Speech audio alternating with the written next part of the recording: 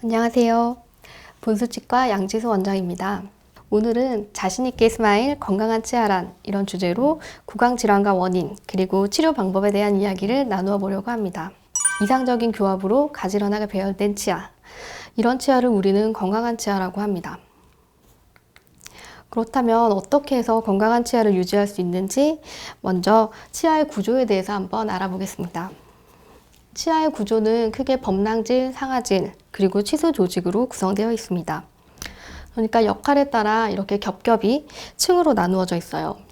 치아의 가장 바깥쪽 층을 감싸고 있는 범랑질은 약간의 투명도를 띠고 있고, 그리고 우리 몸 전체에서 가장 단단한 부위입니다. 그래서 치아를 외부 충격으로부터 보호해주고 또 투명도를 띠게 해주는 역할을 합니다.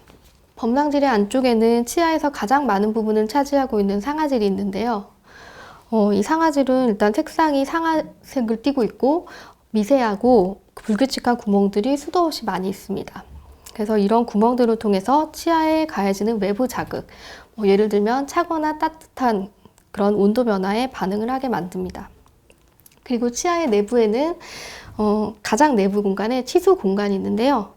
이 공간에는 치아에 영양분을 공급하는 혈관이나 신경 등의 연조직이 분포하고 있고, 충치를 조기에 치료하지 못해서 이 부분까지 감염이 일어나게 되면 그때는 통증도 심해지고 신경치료라고 부르는 근관치료를 해야 하는 상태가 되게 됩니다. 이런 범랑질, 상아질이 손상되어서 까맣게 변하는 질환이 충치인데요. 그러면 그런 충치가 왜 생기는지 한번 살펴보겠습니다.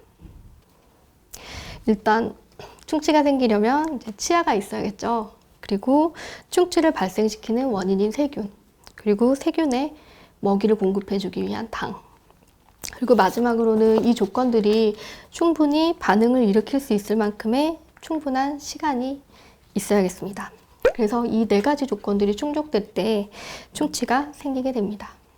먼저 세균을 한번 볼게요.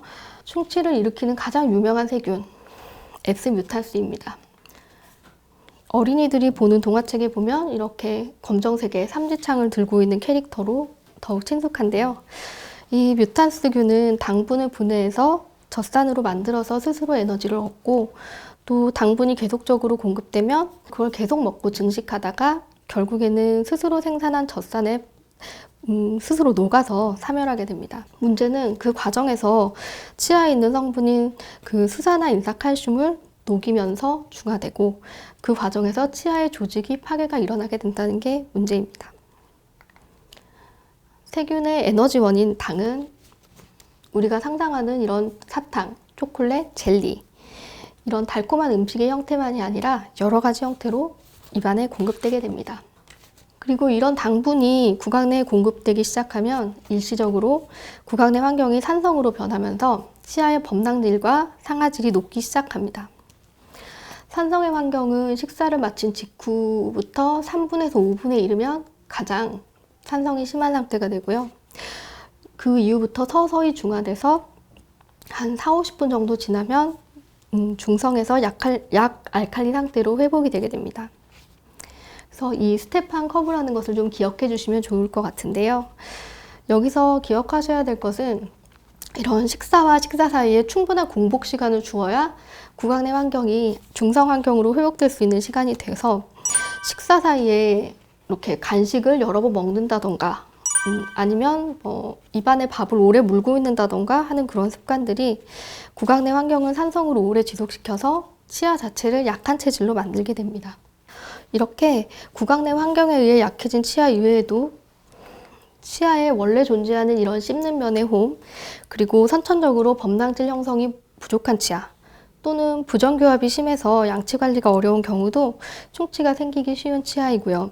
또 연령이 증가하거나 호르몬 변화, 또 약물 복용에 따라 생기는 구강 건조증도 충치가 생기기 쉽게 만드는 조건입니다. 이러한 네 가지 조건에 따라서 충치가 생기는데, 충치를 위치에 따라서 한번 분류를 해보겠습니다. 가장 흔하고 스스로 거울을 보면서 발견할 수 있는 쉬운 곳인데요. 이런 씹는 면의 홈에 생긴 교합면 충치입니다. 만약에 거울로 입안을 봤는데 씹는 면에 검은 무엇인가가 보인다 하면 치과에 내원해서 검사를 받는 것이 중요합니다. 왜냐하면 초기 충치의 경우에는 치료 없이 적절한 예방관리를 통해서 더 이상의 진행을 막을 수가 있기 때문입니다. 다음은 쉽게 발견하기 어려운 인전면 충치입니다.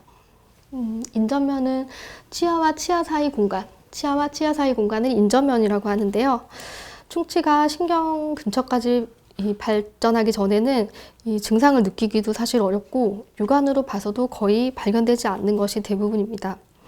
치과 검진을 하러 오신 상태에서도 눈으로만 봐서는 보이지가 않고요. 이렇게 엑스레이를 통해서 검은 부분으로 관찰이 되기 때문에 치과 검진을 할 때 엑스레이는 좀 반드시 촬영하는 것을 권해드리고 있습니다.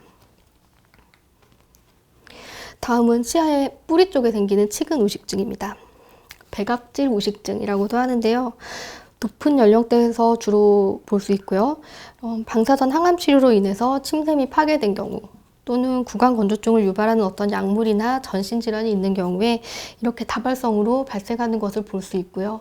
하지만 이것도 적절한 구강 위생 관리를 통해서 충분히 예방은 할 수 있습니다. 충치가 어디에 있는지를 발견했다면 일단 치아에 어느 깊이까지 진행되었는지를 보고 그리고 진단명과 치료 방법을 확정을 하게 됩니다. 이렇게 깊이에 따라서는 치료 없이 예방 처치만으로 진행을 멈출 수 있는 초기 우식인 경우도 있고요. 범랑질과 상아질까지 진행된 우식인지 또 치수까지 감염되어 있는지 상태를 봐야 됩니다. 치수까지 감염된 상태의 충치는 처음에는 심한 통증과 얼굴이 붓는 등의 증상을 일으키지만 이마저도 치수가 완전히 괴사 상태에 빠져버리고 나면 오히려 통증이 없어져 버리기도 해서 증상과 충치의 심한 정도가 항상 비례하지는 않기 때문에 주기적인 검진을 강조할 수밖에 없습니다. 진단을 위해 치과에 내원을 하시면 일단 환자분과 인터뷰를 합니다. 통증이 있는지 없는지, 만약에 통증이 있다면 언제부터 어떤 형태로 나타났는지, 그리고 그런 설문을 통해서 기본적인 검사 이외에 또 어떤 검사가 추가적으로 필요할지도 판단을 하게 됩니다. 저희 치과에서는 첫 검사를 위해 내원을 하셨을 때 전체적으로 치아를 볼 수 있는 이런 파노라마 사진, 그리고 DSLR 카메라를 이용한 구강 촬영을 합니다.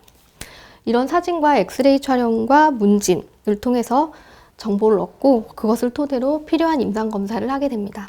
임상검사를 통해 통증을 유발하는 자극, 그리고 자극이 얼마나 지속되는지, 또 치아가 흔들리지는 않는지, 잇몸에 출혈이나 염증 상태가 있는지를 자세하게 검사하고 진단과 치료 계획을 확정을 합니다.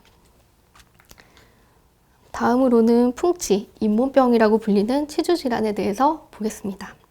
일단 치주질환이란 치아 주변 조직인 치조골과 잇몸 연조직이 파괴되는 질환으로 세균과 그리고 치아에 가해지는 그런 어떤 과도한 힘으로 인해서 발생하게 됩니다. 이런 초기의 치주 질환은 치아 주변의 잇몸에만 국한된 염증이고 이 단계에서는 치은이 약간 붉어지는 발적과 함께 자극을 가했을 때 출혈이 발생합니다.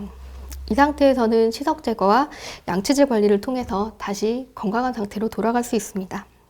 하지만 이런 단계에서 적절한 처치, 스케일링과 자가 구강 위생 관리 같은 처치가 이루어지지 않으면 치아 주변에 실질적인 조직의 파괴로 이어지게 됩니다. 이 단계에서는 눈에 보이는 잇몸 위쪽의 치석 외에도 이 잇몸 안에 치석과 염증 조직들이 많이 존재하게 되고 이런 염증 상태가 독소를 배출하게 되고 그 독소들이 치조골의 파괴를 일으키게 됩니다. 그래서 뼈가 녹을 정도의 염증임에도 불구하고 실제적인 통증이나 불편감은 거의 없고요. 만약에 있다고 해도 약간 치아가 시리거나 좀 잇몸에서 피가 난다 정도의 증상만을 말씀하십니다. 이런 단계에서는 전체적인 치석 제거 이후에 잇몸 치료를 상태에 따라서 선택적으로 마취를 하기도 하고 진행하게 되기도 하고요. 또 치아나 치근의 형태가 기구 접근에 유리하지 않은 경우에는 치주 수술을 하게 되기도 합니다. 치주 질환의 특성상 치주 치료를 하게 되더라도 이 파괴된 치주 조직은 완벽하게 건강한 상태로 회복되지는 않습니다. 치주 치료의 최종 목표는 존재하는 염증을 제거하고 염증이 재발하지 않는 환경으로 만들어주는 것. 그렇기 때문에 치주 치료 후에는 이런 치아 사이를 채우고 있던 세균과 치석, 그리고 치면 세균막들이 모두 제거되고 오히려 치아 사이가 이렇게 넓어지는 형태로 치유되게 됩니다. 마지막으로 부정교합은 부정교합 자체로 음식을 저작하는 것이 어렵고 심리적인 문제가 1차적으로 있는데요.